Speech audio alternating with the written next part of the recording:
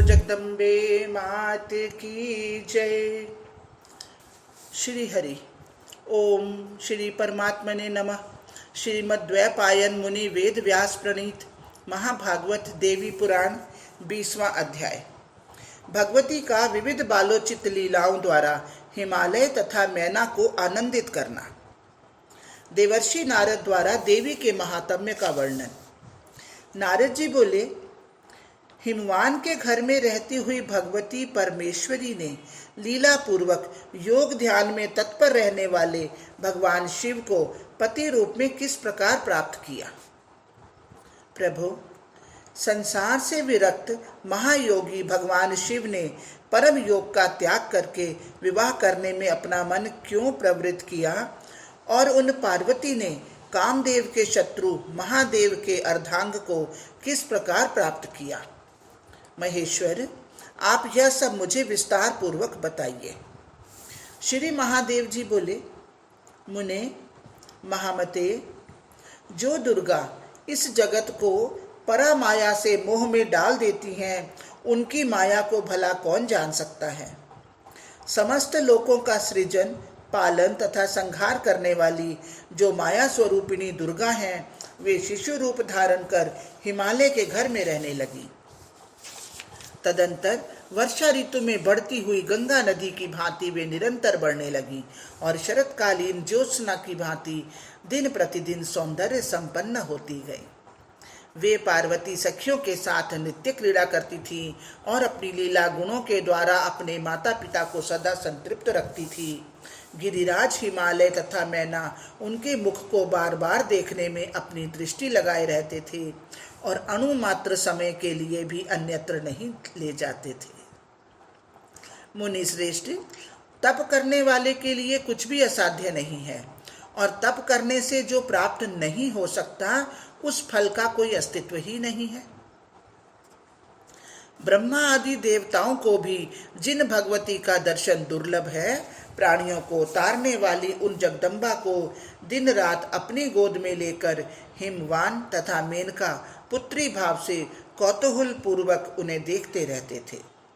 सूर्यश्रेष्ठ, इस प्रकार जो लोग भक्ति पूर्वक उनकी उपासना करते हैं, वे जगदम्बा भगवती उन्हें वांछित वर प्रदान करती हैं और कठिनाई से प्राप्त होने योग्य होते हुए भी उन्हें सरलता से प्राप्त हो जाती हैं। इस प्रकार हिमालय के घर में रहती हुई वे साक्षात भगवती अपने माता पिता को सर्वदा संतुष्ट एवं तृप्त किए रहती थीं। एक समय गिरिराज हिमालय अपनी पुत्री परमेश्वरी भगवती को गोद में लेकर उन्हें अपने हृदय से लगाकर आनंद पूर्वक बैठे हुए थे। उसी समय मुनि श्रेष्ठ नारद भगवती महेश्वरी का दर्शन करने के लिए आकाश मार्ग से वहां पहुंचे। उस समय उन्होंने शरद रात्रि की चंद्र ज्योत्सना के समान निर्मल कांति वाली गौरी को हिमालय के सन्निकट बैठी हुई देखा। इसके बाद प्रखर बुद्धि वाले गिरिराज हिमालय ने अपने घर आए हुए उन देवर्षि नारद को देखकर उनकी विधिवत पूजा करके दोनों हाथ जोड़कर उन्हें प्रणाम किया। तत्पश्चात आसन पर विराजमान होकर नारद मुनि ने पर्वतराज हिमालय को हर्षित करते हुए उनसे कहा, गिरिराज, मैंने पहले आपसे जो कहा था कि साक्षात आदि स्वरूपिणी प्रकृति आपकी पुत्री रूप में उत्पन्न होंगी, अब तो आप उन्हें जान गए होंगे। उसी कारण से कल्याणमयी भगवती प्रकृति ने आपकी पुत्री रूप में स्वयं जन्म लिया है। वे प्रेमवश शंभु के अर्धांग को ग्रहण करके उनकी भार्या के रूप में प्रतिष्ठित होंगी। वे शंभु भी इन्हें छोड़कर किसी दूसरी स्त्री के साथ विवाह नहीं करेंगे। गिरिश्रेष्ठ, भगवान शिव इन्हीं के द्वारा अर्धनारीश्वर कहे जाएंगे, अतः अब आपको यह कन्या महेश्वर को अर्पण कर देनी चाहिए, क्योंकि देवी स्वरूपिणी आपकी यह कन्या उन्हीं शंभु की पूर्व पत्नी है, जो इससे पहले दक्ष प्रजापति के घर में जन्मी थी। महामते, इन दोनों में परस्पर जैसा प्रेम होगा, वैसा प्रेम किन्हीं भी पति पत्नी में न तो हुआ है, न तो होगा। भगवान शिव इन्हीं की शक्ति से देवताओं के अनेक कार्य संपन्न करेंगे। इन भगवती का पुत्र भी महान बलशाली और पराक्रमी होगा, जिसके समान बलवान योद्धा न तो हुआ है और न होगा। अतः आप किसी अन्य को यह कन्या देने के लिए मन में मत सोचिए। नारद मुनि का यह वचन सुनकर गिरिराज हिमालय ने उनसे कहा, सुना जाता है कि देवताओं के लिए भी अगोचर वे महेश्वर अनासक्त तथा महान योगी हैं और उन्होंने कठोर तपस्या भी की है।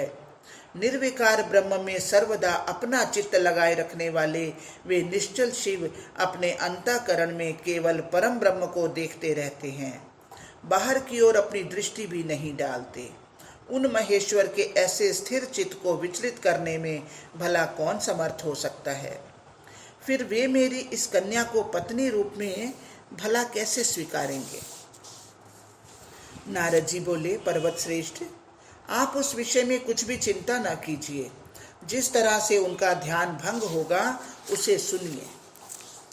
असुरराज तारकासुर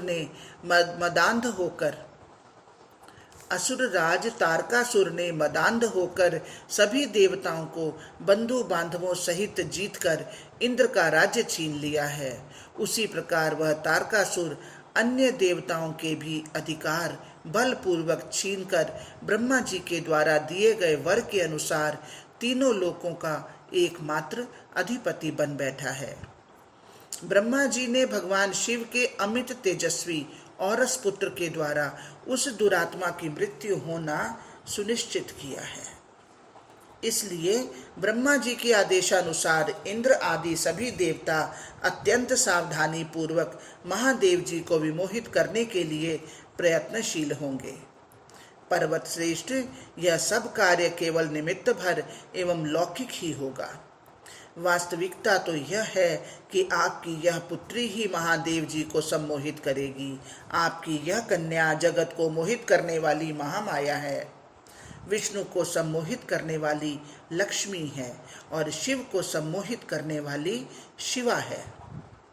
महान योगी वे महाकालेश्वर स्थिर चित्त से समाधि में स्थित होकर अपनी अंतर्यामिनी प्रिया महाकाली का दर्शन करते हैं और इन्हीं के लिए वे आत्मस्वरूप में मन को स्थिर करके निरंतर तपस्या कर रहे हैं।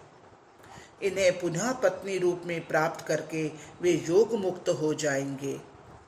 पुनः वे शंकर ध्यान योग के बल से शीघ्र ही यह जानकर कि यह ब्रह्म स्वरूपिणी सनातनी भगवती आपके घर में उत्पन्न हुई है, आपके शिखर पर तप करने के लिए निश्चित रूप से आएंगे।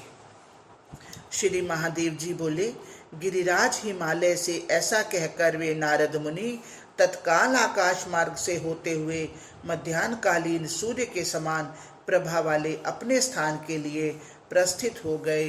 हरिओम तत्सत, हरिओम तत्सत। बोलो जगदम्बे मात की जय।